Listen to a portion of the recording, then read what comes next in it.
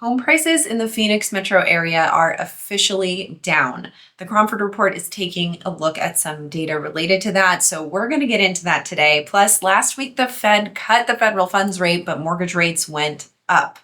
Do you remember this happening last time too? We're going to talk about what's going on there, what happened last week. So let's get into it. Merry Christmas Eve to all of you guys. Thank you for joining me today. And for some reason, I'm losing my voice, so bear with me. So the quarterly median sales price is what the Cromford Report is looking at. And I will say it's really hard to look at sales prices and compare them across the board because it depends on what you're actually looking at. So sometimes we're looking at average dollar per square foot. Sometimes we're looking at the median sales price on an annual basis versus a monthly basis. This happens to be median on a quarterly basis. You could also look at the average on a quarterly basis, yada, yada, yada. There are a lot of different ways. So your data changes a little bit based on how you're measuring, but we are looking at this quarterly median sales price. And what you'll notice is there is a clear peak here and then a valley. And then we've kind of come out of that a little bit, but there is still remains this peak that we have yet to reach again.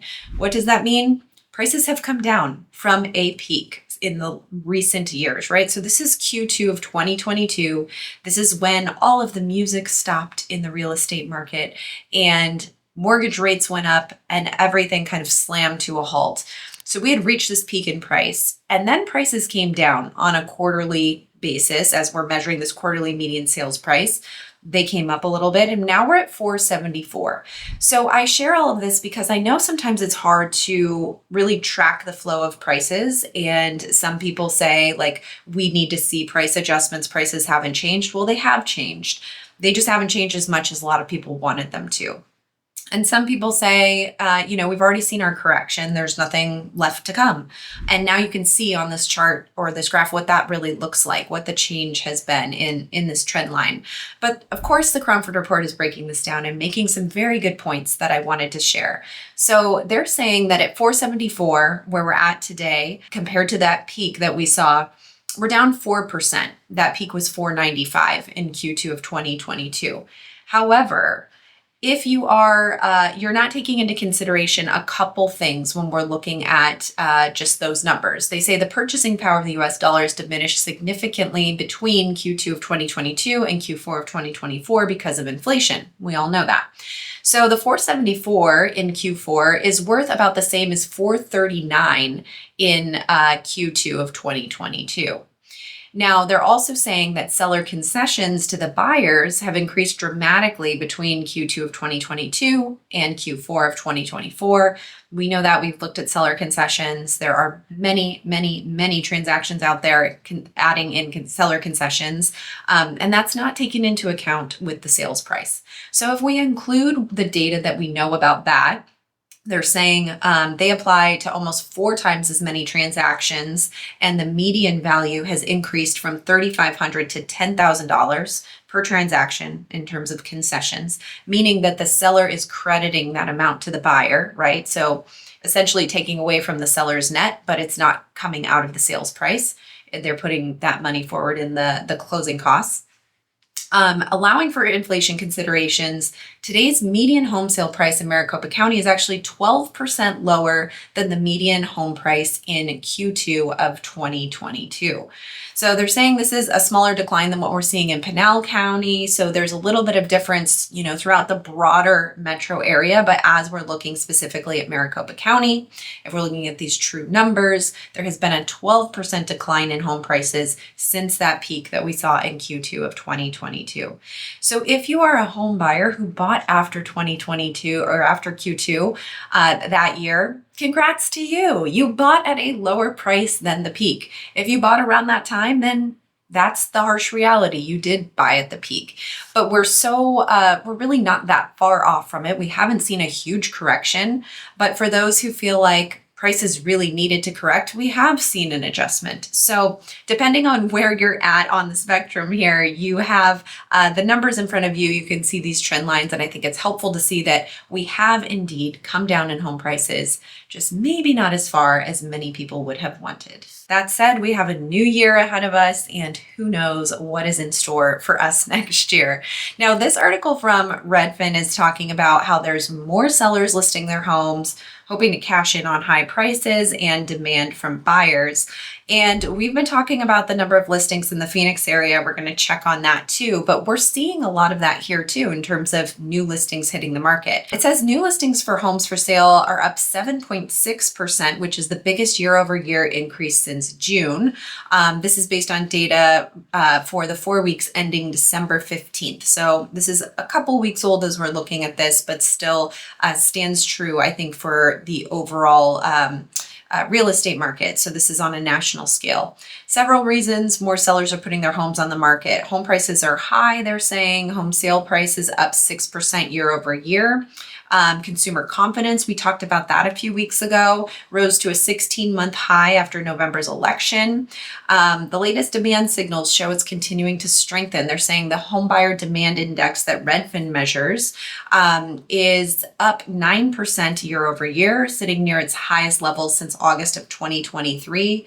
Mortgage purchase applications are up 18% month over month. Pending home sales are up 4.1%. So they've got a number of things that they're measuring with this indication that this is motivating sellers because buyers are coming back out. What's going on in Phoenix? Well, our active listing counts have started to come down, which is totally normal for this time of year. This is what we would expect to see. We are ending the year higher than we started the year, so it's good that we have more inventory on the market. We do see sellers adding to this inventory, but that pace has really slowed down. Making sense. No one really wants to list their house the week of Christmas, knowing most people aren't really probably paying attention to that. So I expect us to see these new listings start to rise at the beginning of the year, as they always do. Sometimes, I will warn you, it will take until mid-January, late January for people to come out of their holiday comas to actually start doing the real estate business that they wanted to do. Meaning, if they wanted to buy, they wanted to sell, get the ball rolling with all of that. Sometimes it takes a bit of time. So if you are someone who's been considering selling your home and you want to know what the median sales price is in your city, check the description below. I have a link where you can get all of that information. And we'll continue to track these listings every single week so you know what that competition looks like out there. But as we get into January, I think it's still going to be a little bit slow for us to start to see that active listing count grow. Now, I thought this was a really interesting article talking about how Phoenix is named to be one of the 10 top housing hotspots in 2025. This is according to the National Association of Realtors, and there's some interesting commentary in here about expectations for 2025. So they're saying that Phoenix performs exceptionally well in job growth, net migration, and attracting movers from out of state. That's one of the reasons it has been chosen for being one of these top markets in 2025. This is according to Andrew Turley, who is the president of Phoenix Valuations, which is an appraisal company, as far as I know. And so he's saying the Phoenix market continues to balance its affordability concerns with high-end growth. So I think the focus here of what he's saying is there's a lot of migration, there's a lot of development, job creation, but also acknowledging the fact that there are some affordability concerns. I would think that the affordability concerns may outweigh, the growth and migration that we're having here in terms of, making this top 10 list. However, it sounds like there are some different opinions out there saying comparatively low taxes, widespread economic opportunity, robust migration from other states, weather year round. Well, I think we're forgetting about the summer there. Just a few of the main reasons Arizona is such a desirous place to live. That's what Greg Haig said, founder of 72 Sold. So there's some pretty interesting things. So he's saying the Phoenix market feels like it's about to explode. Home inventory has climbed steadily. Haig predicts this is a short-lived calm before the mighty storm of buyer demand in 2025. Looking ahead to 2025, I believe we'll see significant home appreciation amplified by potential interest rate drops, especially if rates fall below 6%. That was another opinion. So Turley is saying with so much pent up demand, mortgage rates moderating while hot fundamental metrics and a settled election, Turley expects 2025 to be as frenzied and robust as 2021. Thought that was a very interesting prediction. I don't know that I see that, but hey, you never know. So keep that in your back pocket, whether you're a buyer or a seller. That is where we're at as far as Phoenix Metro housing predictions, Phoenix being named one of the top 10 hotspots. And that's according to the National Association of Realtors. So there you have it. So what happened with mortgage rates last week? Well, the Fed met and they cut the federal funds rate, but the mortgage rate went up. Does this sound familiar? Because this is what happened last time as well. And the whole reason is because the federal funds rate is not the mortgage interest rate. The mortgage rates actually follow the yield on the 10-year treasury, follow the bond market, two separate things. So really what happened was more so of what Jerome Powell spoke about. And they're saying that mortgage rates crept up to a similar average as this time in 2023. Home buyers are slowly digesting these higher rates, are gradually willing to move forward with buying a home, resulting in additional purchase activity. So as a side note, I've been hearing that a few times, that they're saying that buyers are just kind of leaning into what these rates are and realizing that they're not moving all that much and moving forward with their home purchase if that's something that they have wanted or needed to do. You know, they go on to say the Fed doesn't directly control mortgage rates, et cetera, as I just explained. Jerome Powell acknowledged the Fed's impact on the housing market in recent years. He says the activity is really low, partly because of our policy. Housing economists largely expect mortgage rates to stay north of 6% next year, although many predict a gradual drift lower. High interest rates coupled with near record high home prices continue to make affordability challenging for many would-be home buyers. So where rates are right now, or where they ended last week, was around 7.04%. But you can see where they started the week, which was what, 1216-ish, 6.93. You can see this line just continued to go up through the week and then drop down a bit on Friday. What happened on Friday is we did get more inflation data, inflation readings, and basically Jerome Powell kind of said, like, we need to continue to watch inflation. Beth Hammack of the Cleveland Fed said, based on my estimate, the monetary policy is not far from neutral stance. I prefer to hold policy steady until we see further evidence that inflation is resuming its path to our 2% objective. So Powell and Beth Hammack agree that a cautious approach to inflation is the right one, and the way markets roared back on Friday signaled that Wall Street may have overreacted to the central bank's message, which has arguably not changed all that much. So they may take a more cautious approach in 2025 is essentially kind of where they left off last week.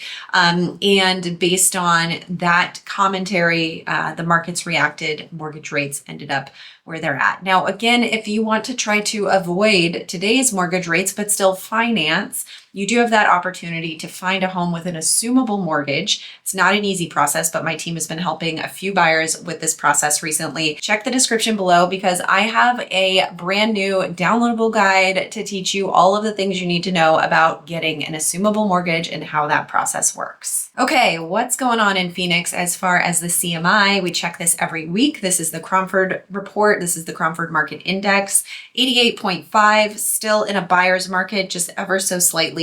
Demand at 77.3, so 23% below normal for demand, and supply at 87.4, so just about 13% below normal for supply. Not too much change going around here because there just hasn't been a ton of activity around Christmas time anyway. You're seeing a lot of green arrows, and the overall change with all of these major cities is actually a positive one for the first time in a while. So last week, the month over month change was negative 0.1%.